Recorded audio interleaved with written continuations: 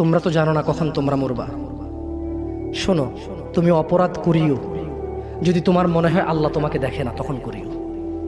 তুমি অপরাধ করিও যদি তোমার মনে হয় আল্লাহ তোমাকে জিজ্ঞেস করবে না, তুমি নিশ্চিত বেঁচে যাবা।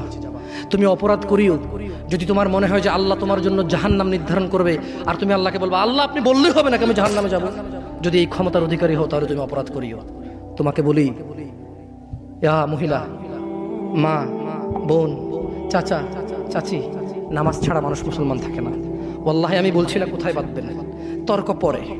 আমি বলছি আপনি নামাজটা স্টার্ট করেন। আমি বলছি না যে তারা ওই 20 রাকাত পড়বেন না 8 রাকাত পড়বেন। আমি বলছি যে আপনি পড়েন, 2 রাকাত হইলেও পড়েন। আমি বলছি যে আপনি ঈশার নামাজ 15 রাকাত দরকার নেই, আপনি শুধু 4 পড়েন। আমি কি বলছি সুন্নত বাতি দিতে?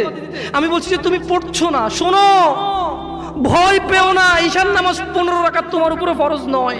আমি তোমাকে না করছি না 15 রাকাত পড়তে। আমি বলছি যে তুমি নামাজই পড়ো না, 4 পড়ো। এই 4 রাকাত ঈশা না পড়লে তুমি মুসলিম নও। 3 রাকাত মাগরিব না পড়লে তুমি মুসলিম নও। 4 রাকাত আসর না পড়লে তুমি মুসলিম নও। দেখো, আমাকে দোষ দিও না। বুখারী খোলো, সালাত অধ্যায়ে যাও, আযান অধ্যায়ে যাও।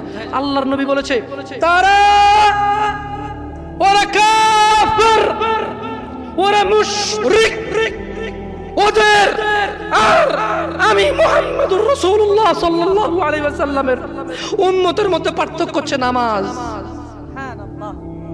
ও সাহাবা, ও উম্মত, তুমি চিনবা মুহাম্মদের উম্মতকে সাল্লাল্লাহু আলাইহি ওয়াসাল্লাম।